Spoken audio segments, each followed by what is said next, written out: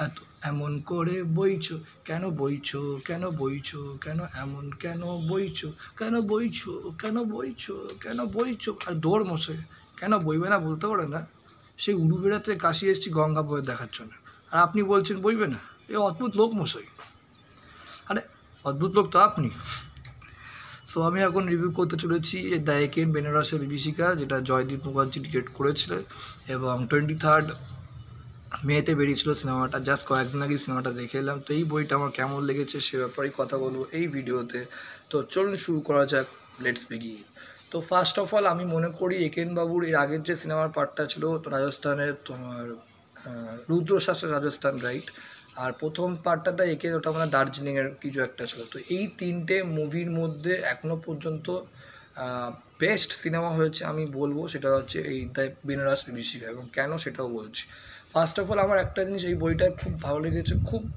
Simple লেগেছে খুব সহজ লেগেছে এবং সবচেয়ে বড় কথা মানে কোনো প্যাচ নেই কোনো মাথা খাটানোর ব্যাপার নেই খুব ইজি মানে একটা এমন একটা সিনেমা যেটা আপনাদের ভালো তো লাগবেই সব কিছু ভালো লাগার মানে এলিমেন্টও আছে সেটা একটা কারণ তো বলবোই কিন্তু কোথাও যে একটা মানে খুব মাথা খাটাতে হবে যে হ্যাঁ কে ভিলেন কী টুইস্ট একদম ক্লিয়ার কাট পরিষ্কার পরিচ্ছন্ন মজা এবং তার সঙ্গে এন্টারটেনমেন্ট আবার একটা থ্রিল কীভাবে তোমার ভিলেনকে ধরে সব কিছু যাকে বলে মানে একদম খুব সহজ যাকে বলে মানে বাচ্চারাও খুব সহজে বুঝতে পারবে যারা স্কুলে পড়ে যাকে বলে তো একদম দারুণ সিনেমা মানে ছোটোর থেকে হয় না 8 থেকে 80 পুরো একদম তাদের জন্য আইডিয়াল সিনেমা এইবার ভালো লাগার কারণটা কি দেখুন আমি গল্পটা আগে একটু বলে দিচ্ছি যারা আমার ট্রেলারটাও আমি রিভিউ করেছি আমার চ্যানেলে এসে অবশ্যই দেখে নিতে পারেন গল্পটা খুবই সিম্পল একটা গল্প যেখানে শাশ্বত চ্যাটার্জি একজন টেরোরিস্ট যে বোম মানে সবসময় ডিসগাইসে থাকে এবং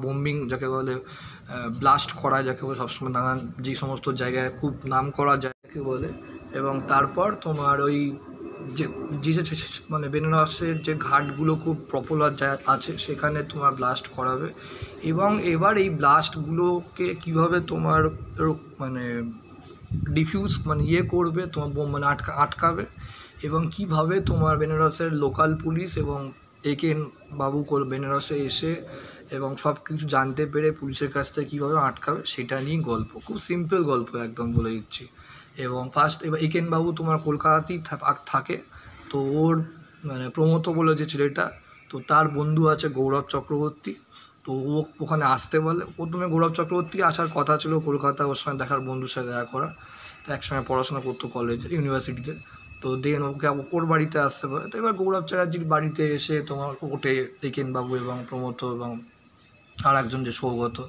এবার আস্তে আস্তে আস্তে কীভাবে তোমার শাশ্বত চ্যাটার্জি সম্পর্কে জানতে পারে যে একজন টেরোরিস্ট যে প্রচুর ভাষা জানে প্রচুর শিক্ষিত ডিসগাইসে এক্সপার্ট সে নানা রকম এইসব ব্লাস্টিং করে যাচ্ছে তোমার ক্রাইম করে যাচ্ছে তারপর তোমার ফেক নোট যাকে বলে বানাচ্ছে লোককে তোমার মানে ফেক নোট দিয়ে মানে প্রত্যেককে মানুষের ঠকিয়ে যাচ্ছে কিন্তু বুঝতে পারছে না পুলিশ ফেক নোটগুলো কোথায় এবং এই ফেক নোটগুলো আসছে কোথা থেকে সোর্সটা আসছে কোথা থেকে হয়তো এত তোমার জালি টাকাগুলো এবং তো এই পুরো র্যাকেটটাকে কীভাবে ধরে সেটা নিয়ে গল্পটা খুব ভালো আমি বলবো গল্পটা বেনারসে এসে তোমার হোলির দিন একটা ব্লাস্ট করাবে এবং বেনারসের যে লোকাল পুলিশ সে তাকে ধরার চেষ্টা করছে কিন্তু সে এতই ডিসগাইসে এক্সপার্ট তাকে কেউ নাকের ডগা দিয়ে কাজ করে বেরিয়েছে ধরতে পারছে না তো মোটিভগুলো এবং ইন্টেনশানগুলো খুব একদম প্রথম থেকেই ক্লিয়ার কাট যার জন্য খুব ভালো লাগে বইটা আচ্ছা এবার অ্যাক্টিং পারফরমেন্সে আমি বলি প্রথমে তো আমাদের একেনবাবু অনিরণ চক্রবর্তী জাস্ট ফাটিয়ে দিয়েছে তার অ্যাক্টিং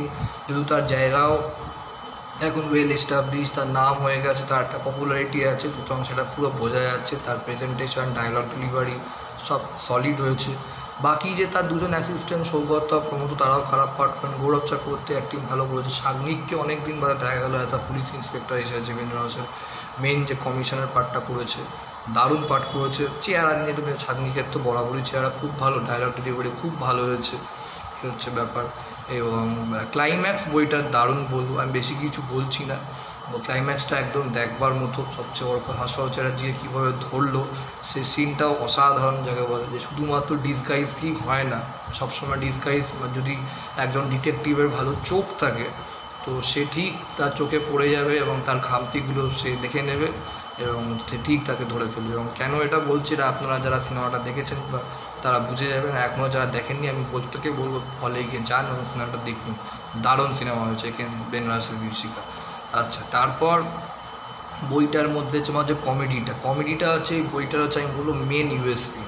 অসাধারণ, মানে প্রত্যেকটা কমেডি অসাধারণ। যে কিন্তু যে খাওয়ার সিনগুলো ধরুন, তারপর যবে থেকে আপনি এই পাঁচ বালিশের মতন কী সব পড়তে আর মুখোশ হবে না, তবে থেকে আপনি বদলে গেছেন। এবং আরও মানে তোমার আমি ছবি আঁকি তো এই সিনটা। তারপর তোমার ও বাবা একদম যে ওখানকার বেনারসের সব যারা তোমার ওই সাধু বাবা সেজে বসে তখন যে অনির্বাণের যে এক্সপ্রেশন, উফ টপ ক্লাস। মানে কমেডিটা ভীষণ ভালো। রুদ্রসানে এত কমেডি ছিল না, কিন্তু এখানে কমেডিটা দুর্ধর্ষভাবে ওয়ার্ক করেছে এবং প্রত্যেকটা কমেডি সিন একদম জোর করে হাসেন। মানে আপনি ডায়লগগুলো আর এক্সপ্রেশনগুলো সিনগুলো দেখলেই আপনার হাসি পেতে বাধ্য, যাকে বলে এতটাই ভালো সিনগুলো হয়েছে। সো কমেডিটা দারুণ ওয়ার্ক করেছে বলবো। আর এডিটিং খুব ভালো, সিনেমাটোগ্রাফিও বেশ ভালো হয়েছে। বেনারসকে সুন্দর করে দেখানো হয়েছে। বেনারসের আরতি ঘাটে, গঙ্গার ঘাটে দারুণ। এবং বেনারসের তোমার যে খাওয়া দাওয়া বলুন বা বেনারসের গলি গালাজ বলুন, লাস্ট সিনে একটা তোমার সত্যজিৎ রায়কে ট্রিবিউটও আছে, বলছি না কিসের মানে ট্রিবিউটটা কীরকম। আচ্ছা, প্রতিটা সিন মানে দারুণ। চেসিং সিকোয়েন্সটা খুব ভালো। লাস্টে যে শাশ্বতরাজ্যকে ধরে সেটাও দুর্ধর্ষ। মাসান হলি বেনারসের খুব বিখ্যাত, সেটাও দেখানো হয়েছে। তো খুব ভালো সিনেমা। আমি প্রত্যেককে রেকমেন্ড করবো। সিনেমাটা সাজিয়েছে বা বইটার যেভাবে তোমার লিঙ্ক রেখেছে সেটা খুব ভালো। মানে ঠিক অনেকটা আগেকার দিনের মতো এক একটা সিন শেষ হচ্ছে ঠিক সেই জায়গা থেকেই তোমার পরের সিনটা দেখানো হচ্ছে। তার জন্য কী হচ্ছে, বুঝতেও সুবিধা হচ্ছে, এই হচ্ছে ব্যাপার। তো খুবই ভালো। তারপর তোমার প্রত্যেকটা ক্যারেক্টারকে ভালোভাবে তোমার স্পেস দেওয়া হয়েছে এবং বেশি যাকে বলে খুব বেশি ক্যারেক্টার রাখেনি। যে ক্যারেক্টারগুলো তোমার অনেক সময় না দরকার নেই, কিন্তু সেই ক্যারেক্টারগুলো ফালতু যাকে বলে ভাড়ানোর জন্য রেখে দিয়েছে, তো সেটা করেনি। যে সমস্ত ক্যারেক্টারগুলো দরকার এবং গল্পে যে ক্যারেক্টারগুলো প্রয়োজন ঠিক ততটাই একদম মানে খুব ভালো এডিট করা হয়েছে। ছোট সিনেমা, 1 ঘন্টা 55 মিনিটের বই, কোথাও একটু বোর লাগে না, যার জন্যই হচ্ছে ব্যাপার। তারপর যেখানে আস্তে আস্তে একটা কোনো সন্দেহের তোমার ব্যাপার মানে হচ্ছে, মানে গ্রোথ হচ্ছে, ঠিক সেই সময়ই যাকে বলে আস্তে আস্তে যে একটা কিছু রহস্য যখন পাওয়া যায়, সেই রহস্যটা যখন উদ্ঘাটন হয় এবং কেন হচ্ছে, কিসের কারণ হচ্ছে বা কে এই তোমার মানে এই কাণ্ডগুলো করছে বা তার পেছনে রহস্য কী বা তার কি মোটিভ, সেগুলো খুব সুন্দর করে বুঝিয়েছে বলুন। আর প্রতিটা সিন খুব ভালোভাবে ওয়েল এস্টাবলিশড হয়েছে এবং সিনগুলো ঠিক একটা গল্পটা স্ক্রিন প্লেটা ঠিক যেরকমভাবে হয়তো স্ক্রিপ্টটাকে লিখেছে ঠিক ততটাকেইভাবে এস্টাবলিশ করেছে। তার বাইরে একেবারে বেশি করে মানে এন্টারটেন করার জন্য বা তোমার সেই সিনটাকে হয়তো হচপচ করে ফেলেনি, এই হচ্ছে ব্যাপার। ঠিক ততটুকুনি রেখে যাচ্ছে না। কী হয়েছে, প্রত্যেকটা সিন ওয়েল এস্টাবলিশড হয়েছে এবং মানে সিনেমাটা খুব ভালো হয়েছে from the beginning to end. তো এই হচ্ছে ব্যাপার।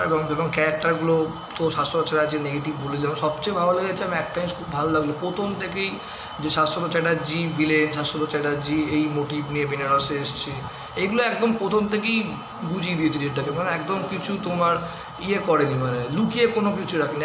মিস করবো, এটাই বলছি। প্রত্যেককে এখনও রেকমেন্ড করছি দেখে আসুন বলে, আর এই বইটা হলে দেখে আসুন। এসব ওই